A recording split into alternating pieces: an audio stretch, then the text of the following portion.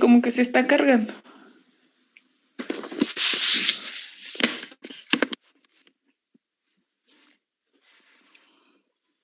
Me avisa. Listo, ya. Ok. Bueno, era un problema sencillito en donde nos pedía determinar el flujo calorífico entre dos esferas céntricas. Los datos que usted nos daba, pues era que Q punto era uniforme, por lo tanto lo podemos considerar como una constante. Y también nos había dado una fórmula que era Q punto es igual a menos K área por el diferencial de teta sobre dx. Entonces, primero, pues se hace un cambio de variable en donde x es igual a r, porque la temperatura va a cambiar respecto al radio, no en cuanto a la longitud, que por eso se cambia de x a r. También, pues vamos a necesitar la fórmula del área de las esferas, que es 4pi por r cuadrada. Por lo tanto, sustituyendo esta área, queda que menos q por 4pi r cuadrada por d teta sobre dr. Entonces, despejando de teta y juntando los términos de r cuadrada de r, nos queda esta expresión, menos q punto sobre 4pi k por dr sobre r cuadrada igual a d teta. Entonces, les aplicamos la integral a los dos lados, en donde nos queda menos teta 2 menos teta 1, y como sabemos que toda esta parte es constante, ya que Q punto es uniforme, pues lo sacamos y solo nos queda dr sobre r cuadrada de r2 a, bueno, de r1 a r2. Esto lo podemos cambiar como un incremento de teta y resolviendo la integral nos queda 1 menos r2 más 1 sobre r1. Bueno, aquí me faltó el signo. Y ya nada más despejando Q punto, este menos se va con este menos y nos queda el incremento de teta por 4pi k sobre 1 sobre R2 más 1 sobre R1. Y pues ya llegué a esa expresión. Ahí nada más estaría un signo, faltaría un signo, ¿no? Porque si pones menos entre menos más, sería factorizar el menos y te quedaría 1 sobre R2 menos 1 sobre R1. ¿En esta parte? ¿En la integral? Sí. No, Sí. Esto está bien. Donde dices despejando. Ajá, aquí. Ajá, ahí va un menos ahí en 1 entre Sí, R1. en esta parte. Sí. No, es este menos de acá y este menos de la integral, esta parte. Y las quité. Está bien. Bueno, más bien. Eso está bien, pero va un menos entre 1 y Aquí. Ahí, exacto, ahí va un menos. Porque si lo quieres como cancelar, tendrías que factorizarlo de toda la expresión. Ok. ¿Sí? Ok, sí, muy bien. Sí. Ok, bueno, gracias. Déjame nada más, te pongo tu calificación.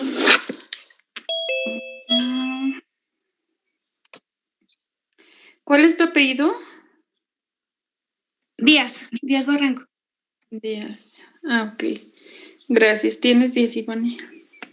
Bueno, vamos a continuar. Lo último que voy a ver, que vamos a ver para el examen del miércoles, ¿verdad? Sería nada más. Ya su compañero en la exposición de ayer nos dijo a partir de qué ecuaciones se obtiene la ecuación del gas ideal.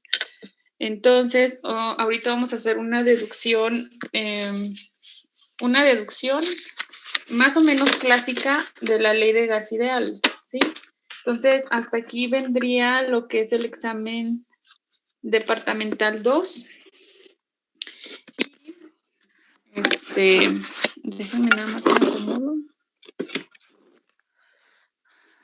Okay.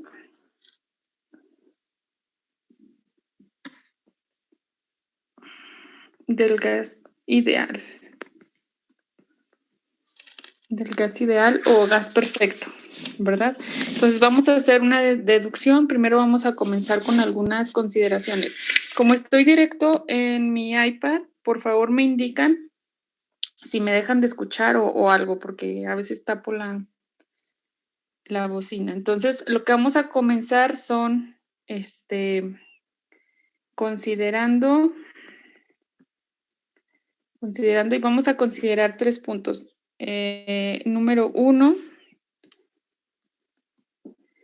bueno, pues vamos a considerar partículas de masa M minúscula y diámetro D, ¿sí?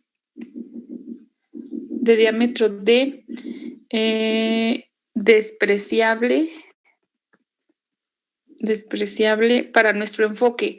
Aquí yo les digo que es un enfoque clásico porque lo pudiéramos hacer de otra forma, pero es un poquito más complicado, ¿sale? Entonces, les voy a dar así como que a partir de un enfoque clásico, vamos a obtener la ecuación de gas ideal. Entonces, aquí en el enfoque clásico vamos a hacer varias consideraciones. Entonces, esto es una, por ejemplo, que el diámetro sea despreciable es porque pues prácticamente voy a considerar las partículas como puntos, ¿verdad? Entonces, D es despreciable en comparación a las distancias recorridas,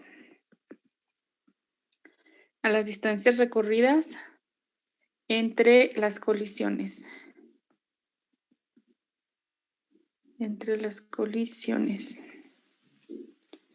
Y número 2,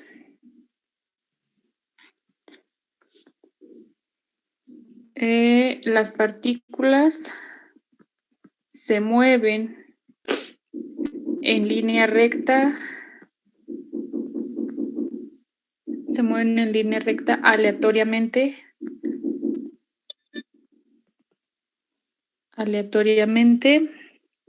obedeciendo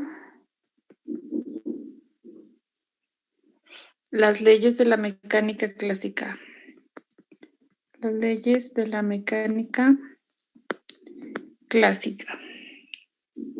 Sería el punto 2 y punto 3.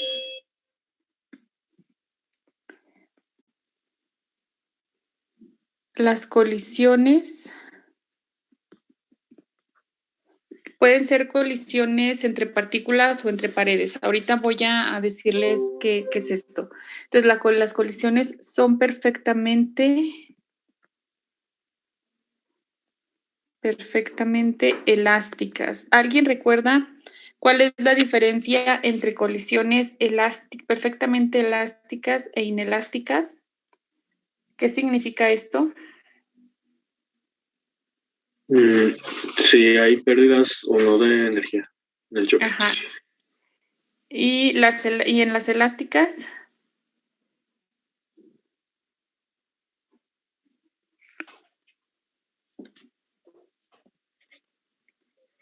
O sea, sí, esta es la diferencia. ¿Y y cómo se definen las colisiones perfectamente elásticas? Las que no hay pérdidas de energía en el choque. Exacto.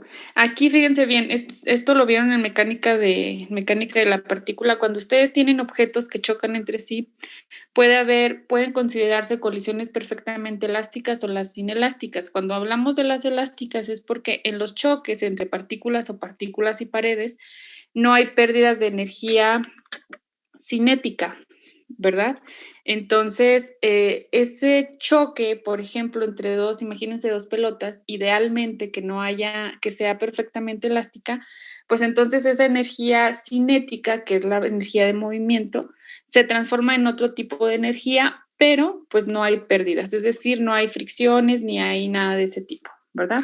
Entonces, estas 3 consideraciones las vamos a hacer como para obtener la ecuación de nuestro gas ideal. Primero, un gas, pues lo vamos a ver como un conjunto de partículas de masa M que tienen un diámetro D despreciable en comparación a las distancias recorridas entre las colisiones, ¿verdad? Y además las partículas se van a mover en línea recta aleatoriamente y obedecen las leyes de la mecánica clásica. Y número 3, las colisiones son perfectamente elásticas. Si se fijan, estos 3 puntos que estamos considerando, prácticamente todo es ideal. Por eso el nombre del gas ideal. Nosotros sabemos que los gases reales con ciertas características se pueden considerar ideales, ¿verdad? Pero bueno, pues para obtener la ecuación hacemos estas 3 consideraciones y entonces todo un gas nosotros lo vamos a tener como un conjunto de partículas con estas características. Y ahora voy a considerar solamente vamos a analizar una sola partícula. Entonces, analizando una sola partícula que se mueve en línea recta, ya dijimos que todo se mueve en línea recta, que se mueve en línea recta en una caja, ¿sí? Entonces, aquí pues voy a hacer un dibujito medio como me salga, ¿verdad? Entonces yo voy a tener una caja. Imagínense, esto es una caja. Tengo eso. Y esta caja tiene una longitud L aquí. Y yo tengo una partícula que se está moviendo aquí, ¿no? Esa partícula. Y se mueve en línea recta, es decir, que ella va a tener un movimiento así.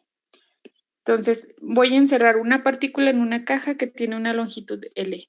Como todas las partículas se mueven en línea recta, yo voy a asumir que esta partícula se mueve en esta dirección. ¿Sale? Entonces, al chocar contra la pared de la caja,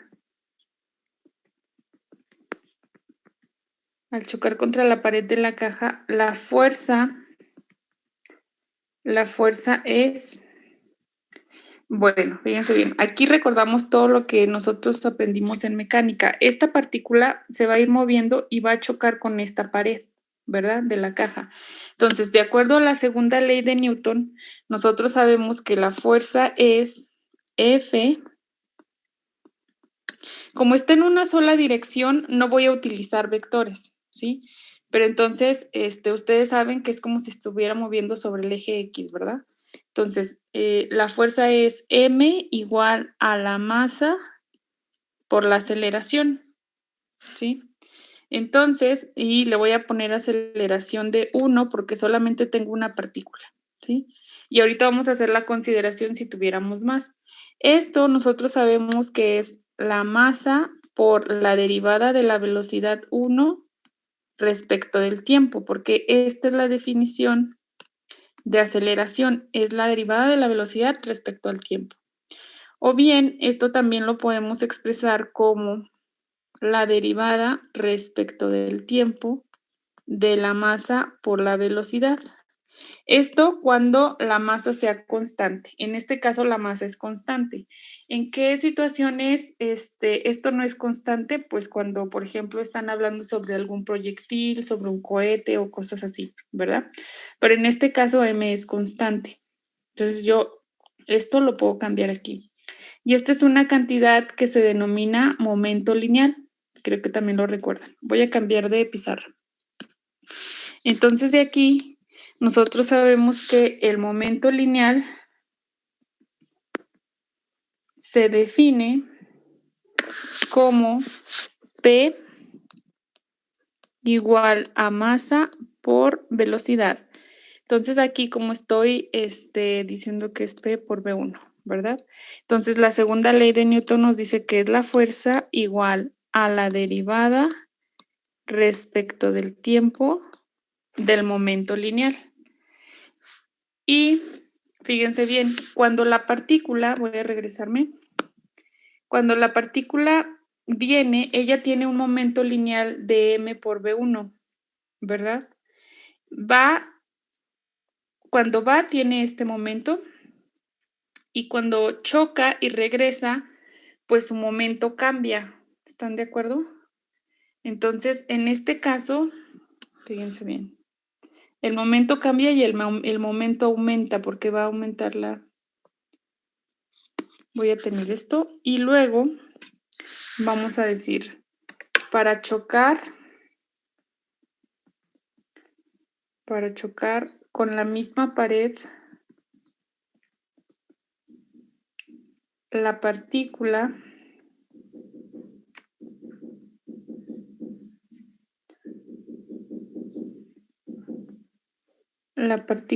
va y viene de tal forma que su momento lineal cambia. ¿Sí? Entonces, ¿cómo cambia el momento lineal? Hágate cuenta, sale la partícula desde el X, desde una orilla de la caja y luego choca con la pared y luego regresa y luego vuelve. Para que vuelva a chocar, el momento lineal tiene que cambiar, ¿verdad? Entonces ahora su momento lineal tiene que ser el siguiente. Voy a decir momento lineal de la partícula. Cuando regresa, como va en dirección contraria, voy a tener que es m v1. Como quiero que choque de nuevo con la misma pared, pues entonces tengo que sumarle el mismo momento lineal también en dirección contraria. Entonces, esto es igual a menos 2 veces m por v1. Ahí ya m por v1. Y este sería el momento lineal necesario para que la partícula choque con la misma pared. Entonces, en este caso, fíjense bien, si la partícula, se me fue ahí. Acá. Si la partícula se mueve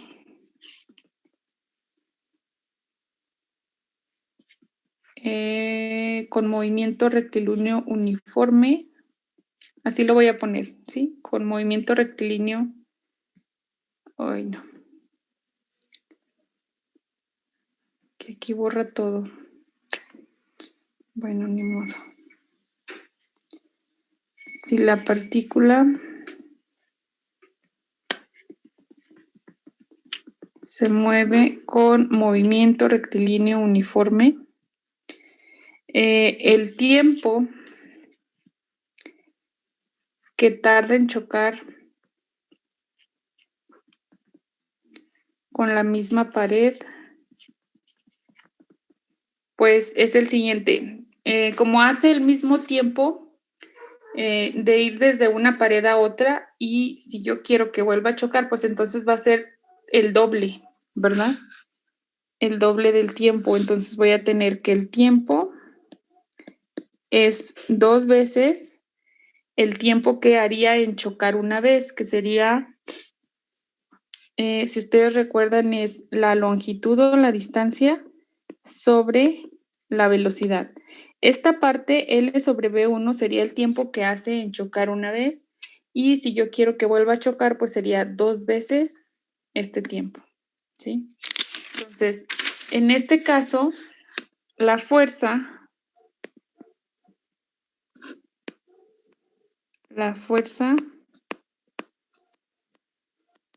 vamos a poner como delta. Si se fijan, aquí tengo yo que es la derivada del momento respecto del tiempo, pero también para casos que no son instantáneos, nosotros podemos decir que esto es delta P sobre delta T, ¿verdad?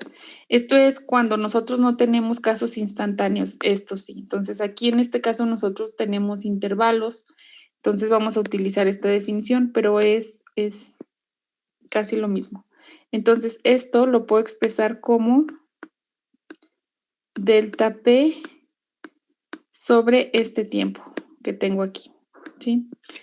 Entonces, aquí, bueno, voy a cambiar de pizarra. Vamos a sustituir F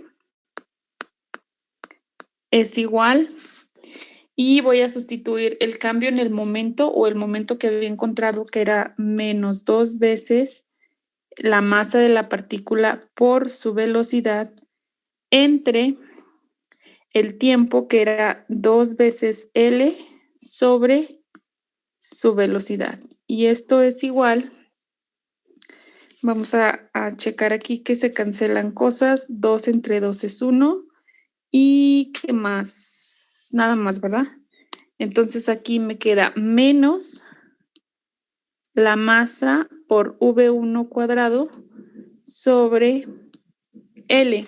Y si se fijan aquí, yo ya tengo la fuerza con la que choca la partícula en la pared en términos de las cosas que yo conozco, que son la masa de la partícula, la velocidad y la longitud de la caja en la que metí la partícula. Entonces esto es F, es la fuerza que ejerce la partícula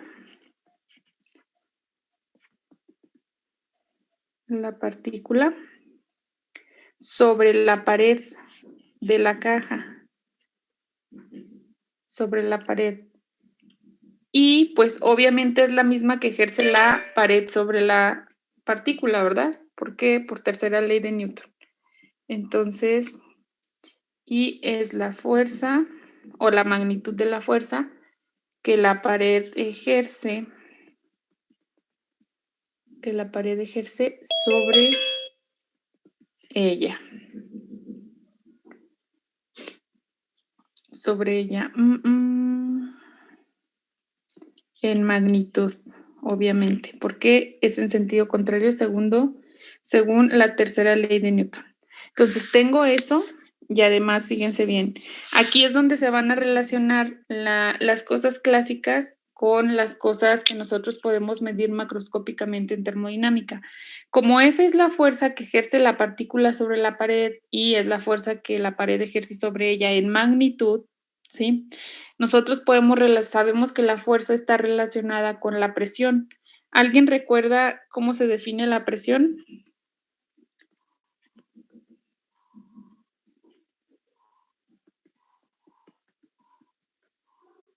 ¿Quién se acuerda? Creo que era fuerza sobre área.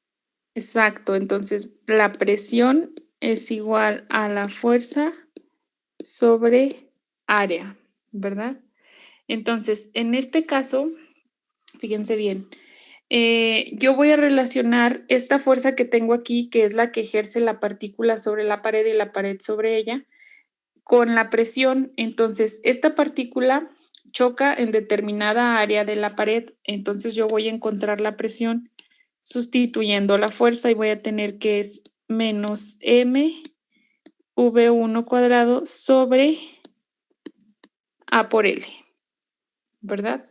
Y en este caso, si yo estoy hablando de una área por longitud, eso es igual a volumen, entonces voy a tener menos m V1 cuadrado sobre B. Aquí fíjense bien, la notación, esta es velocidad y esto es volumen, ¿sí? Entonces aquí voy a poner así, voy a poner una flechita, esto es volumen, ¿sí? Y esto sería la presión ejercida por una sola partícula en cierto volumen. Entonces voy a poner P igual a menos m V1 cuadrado sobre V. Y esta es presión ejercida. Presión ejercida por una sola partícula. Presión ejercida por una sola partícula. Y ahora, ¿qué pasa si yo quiero encontrar la presión total para n partículas? Obviamente que se están moviendo todas en dirección recta, ¿verdad? Pues aquí prácticamente, fíjense bien, aquí lo que tengo que hacer es considerar o hacer la superposición de la velocidad de n partículas. Entonces, esta V1 cuadrado, pues la tengo que poner como la suma de las velocidades al cuadrado y que prácticamente chocarían en toda el área de la caja, ¿verdad? Entonces aquí ponemos. Maestra, ¿podría regresarle poquito a la diapositiva anterior hace 2 diapositivas atrás? ¿En la primera?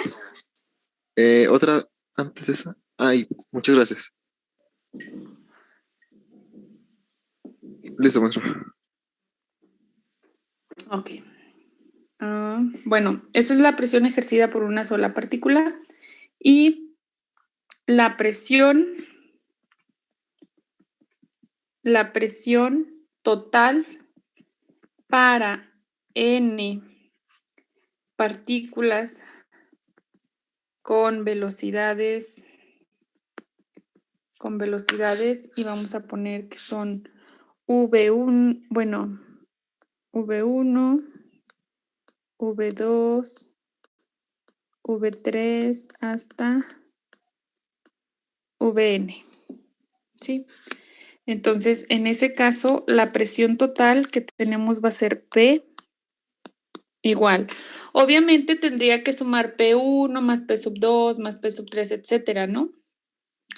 Entonces, pero eso, pues lo podemos expresar como la masa, como todas tienen la masa igual, las consideramos de masa igual. Masa por V1 cuadrado más V2 cuadrado más, etcétera, más Vn cuadrado, todo sobre B, ¿sí? Aquí si se fijan las consideraciones, pues son generales. Por ejemplo, yo considero que las masas de todas las partículas son iguales, también considero que todas chocan sobre el área de la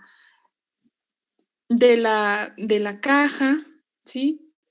Entonces, ahí se puede obtenerse de forma más específica considerando volumen y masas diferentes, etcétera, pero ese es otro análisis más complejo.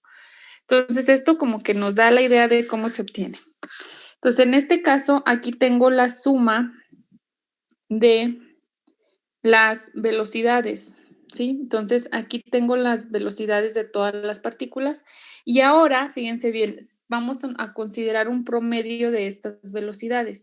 Es decir, si yo tengo n partículas que se mueven a diferentes velocidades, obtengo el promedio de sus velocidades, es como si yo considerara que todas se mueven a esa velocidad promedio. Entonces me va a dar la presión de un gas cuando las partículas todas se mueven en una sola dirección, ¿sale? Entonces aquí vamos a considerar, espero que me vayan entendiendo, si tienen alguna duda me dicen. Y definiendo una velocidad promedio pues que prácticamente pues es sacar la media, ¿no? Y considerar que prácticamente todas las partículas se mueven a esa velocidad. La voy a poner así como nu cuadrada va a ser la velocidad promedio, es decir, es V1 cuadrado más V2 cuadrado más Vn cuadrado, todo sobre n, que es el promedio, ¿sí? Entonces, en este caso, la velocidad promedio, pues es obviamente promedio al cuadrado, ¿verdad? La suma de los cuadrados entre el número de velocidades. En este caso, este término lo vamos a cambiar por, despejando de aquí, va a ser nu cuadrada por n, ¿verdad? Entonces, la presión, de aquí tenemos que la presión es igual a la masa por la velocidad promedio por el número de partículas sobre el volumen, ¿sí? Entonces, aquí yo ya tengo la presión de un gas. Si se fijan, la presión tiene que ver con las velocidades al cuadrado. Aquí, en este caso, ¿por qué lo cambiamos por promedios? Pues porque nosotros vamos a poder medir una velocidad promedio de las partículas. No vamos a poder medir velocidades individuales, ¿verdad? Entonces, en este caso, esta es la presión de un gas unidimensional. ¿Qué significa que sea unidimensional? Bueno, pues que todas las partículas se están moviendo en una sola dirección o en un solo eje, ¿sí? Esta expresión cambia si nosotros consideramos las partículas moviéndose en 3 direcciones. Hay que hacer otras consideraciones, pero resulta más o menos igual. Fíjense bien. Maestra, ¿esa N mayúscula es el número de partículas? De partículas, sí. Sí, aquí está, N partículas. ¿Qué pasa ahora? Esto es cuando las partículas se mueven como solo en el eje X, ¿verdad? Solo en la dirección de la caja, de pared a pared. Ahora, ¿qué pasa si yo quiero considerar que todas las partículas se mueven en 3 direcciones? En 3 dimensiones, es decir, que ahora se mueven en el eje X, Y, Z, que su velocidad tiene componentes en las 3 direcciones. Bueno, pues en este caso no hay dirección preferida, es decir, las partículas se mueven aleatoriamente y ellas no tienen una dirección preferida, ¿sí? Y nosotros en física lo que hacemos en este caso para enfoques clásicos es decir, bueno, pues de todas las partículas que yo tengo, que son n, un tercio de ellas se mueve en una sola dirección, ¿sí? Entonces, solamente dividimos esto entre 3. Esto es clásico, ¿eh? Dividimos esto entre 3 y esto nos daría la, ¿cómo se dice? La presión de ese tercio de partículas que se mueven en una sola dirección y eso lo vamos a considerar porque necesitamos eso. Entonces aquí anotamos, si todas las partículas, si me están siguiendo, ¿verdad? Si todas las partículas se mueven en 3 direcciones, en 3 dimensiones, y no hay dirección preferida,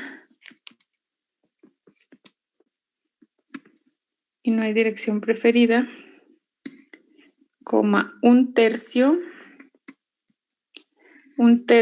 de las partículas,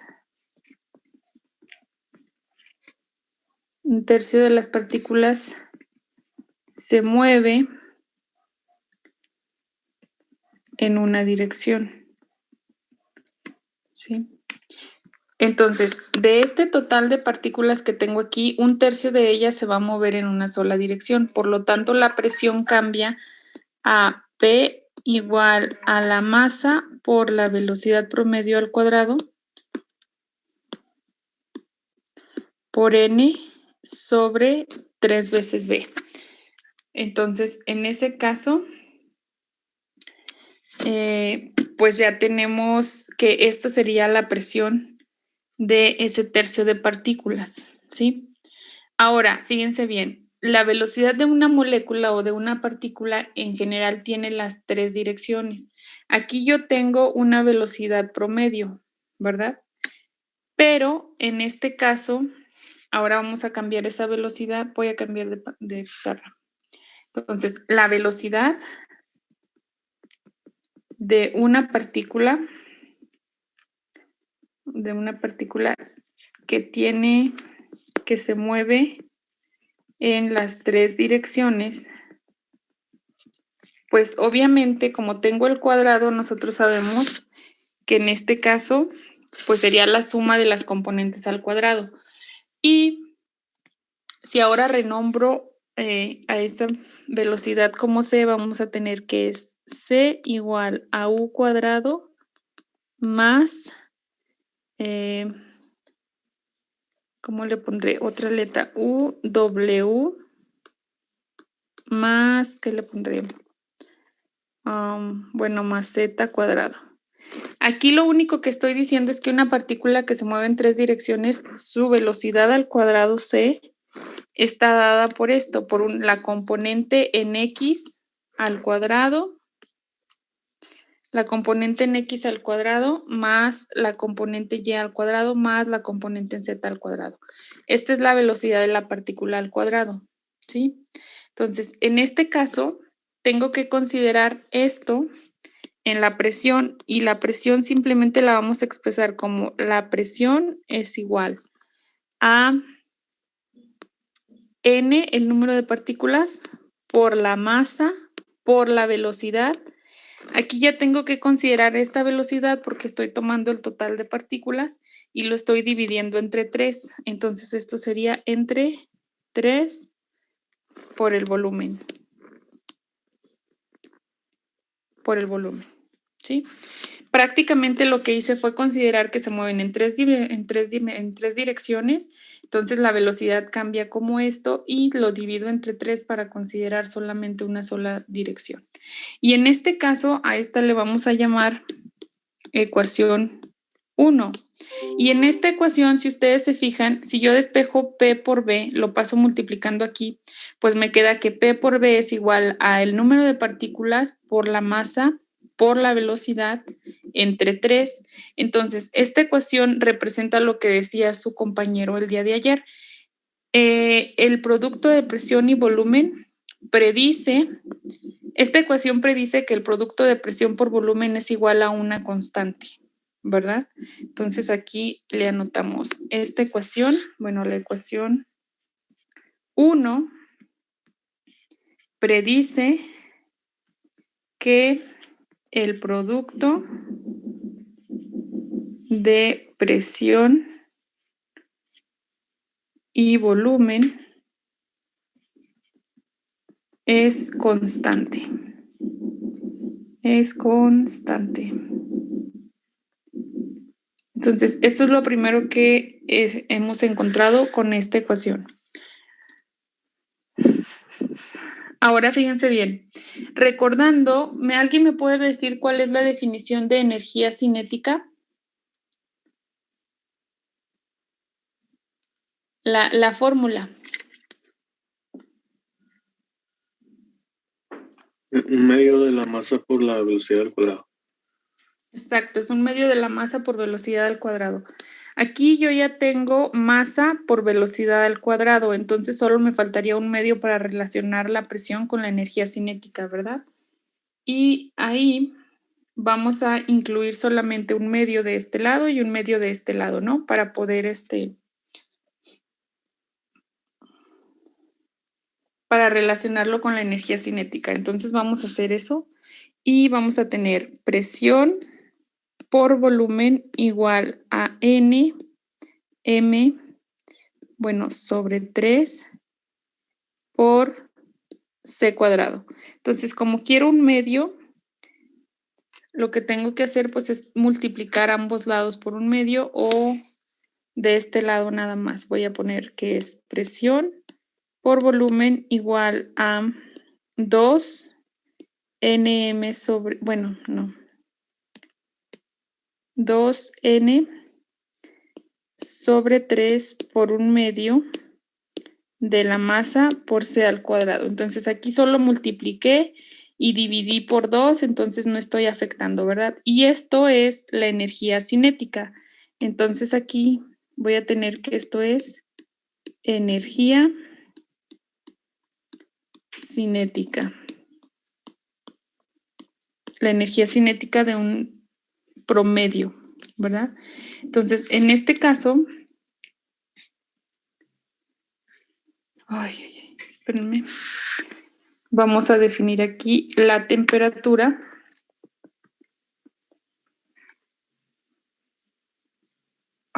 Espérenme, es que como que me dan bochornos por todavía tengo algunos síntomas de la vacuna. La temperatura. Perdón.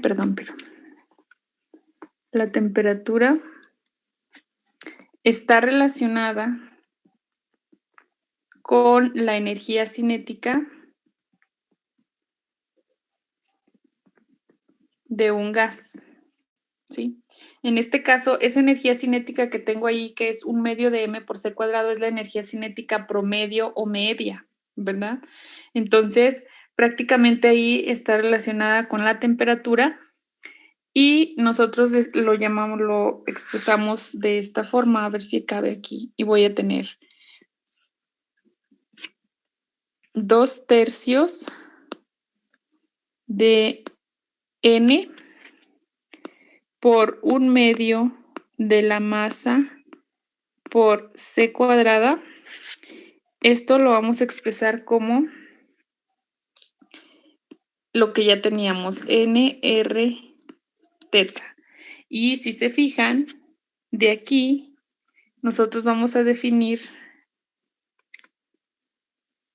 que esto, un medio, bueno, voy a cambiar de pizarra, un medio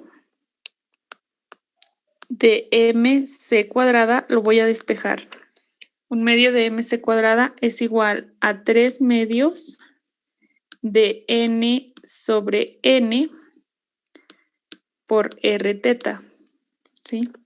Y esto es lo mismo que 3 medios, bueno, de aquí el número de Avogadro, Na, se define como n mayúscula sobre n. Ay, me equivoqué. N sobre n. Entonces, en este caso voy a tener 3 medios de 1 sobre Na, ¿verdad? Porque es el recíproco. Por r teta. Entonces, tengo que la energía cinética, que es un medio de mc cuadrado, está relacionado con la temperatura. ¿Sí? Y de aquí también tenemos que esta constante R sobre Na es igual a la constante de Boltzmann, y esto es constante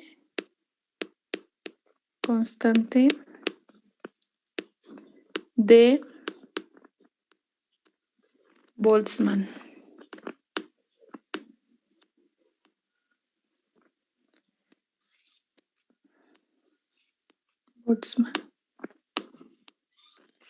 Ok, y esa constante pues ya tiene un valor definido que es igual a K igual a 1.38 por 10 a la menos 6 ergios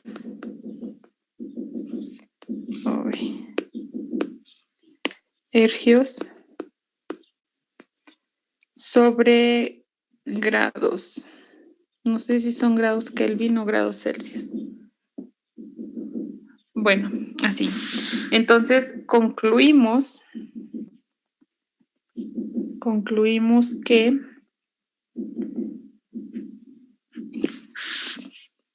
la ecuación del gas ideal, concluimos que la ecuación del gas ideal, que fue la que nosotros encontramos, es esta, ¿eh? La ecuación del gas ideal es presión por volumen igual a 2/3 por el número n por la energía cinética, que es un medio de m por c al cuadrado. Esta es la ecuación del gas ideal que nosotros encontramos. Lo que yo hice aquí nada más fue utilizar la ecuación que ya está predicha y checar que la energía cinética está relacionada con la temperatura, ¿sí? Entonces, a partir de esto, aquí un medio de mc cuadrada yo la puedo cambiar por sustituyendo la constante de Boltzmann y utilizando esto, pues nos queda igual a PV igual a nRT. Pero la ecuación del gas ideal sería esta prácticamente. De aquí ya nada más el análisis es que la energía, perdón, la temperatura está íntimamente relacionada con la energía cinética, ¿sale? Pero hasta ahí nosotros ya tenemos esa ecuación que prácticamente se obtiene aquí por leyes clásicas, con mecánica clásica, pero en sí deberían de hacerse otras consideraciones. Entonces, prácticamente ya es todo, chicos. ¿Alguna duda? ¿Algo que quieran comentar? ¿Siguen ahí? Sí, maestra. ¿Dudas? No, maestra, creo que todo bien, solo el examen sí queda para el miércoles, ¿verdad? Sí, nada más déjenme checar. Va a ser un cuestionario y creo que viene tal vez algún problemita simple, ¿sí? Pero ahora sí va a ser como más teórico. Y a quienes expusieron ayer, ¿me pueden enviar por favor su presentación a mi correo, por favor? Sí tienen mi correo, ¿verdad? Eso es porque también de ahí puedo sacar preguntas para el examen. Nada más déjenme checar algo rapidote. Y listo. Sí, se abriría el día de clase a la hora de clase y ya pues les daría 2 o 3 horas más. Documentos. Va a estar muy simple este.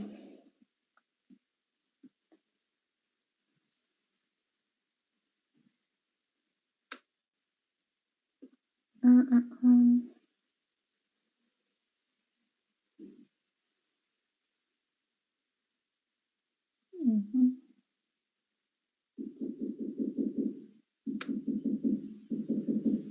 Ok, sí. Sí, ya sería hasta aquí y ya comenzaríamos con los ciclos. Bueno, ya con los ciclos de Carnot y eso. ¿Sale? Vamos bien, vamos bien. Sí, vamos a terminar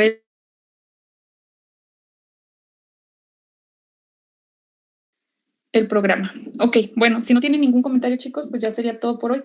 Igual si tienen alguna duda de algo, pues ya saben, me pueden enviar un mensajito al WhatsApp. Al WhatsApp, porque al correo a veces me tardo en verlo, ¿sale? Pero voy a esperar sus presentaciones. Y ya el siguiente jueves comenzamos con los ciclos y pues ya sería la última parte, ¿sale?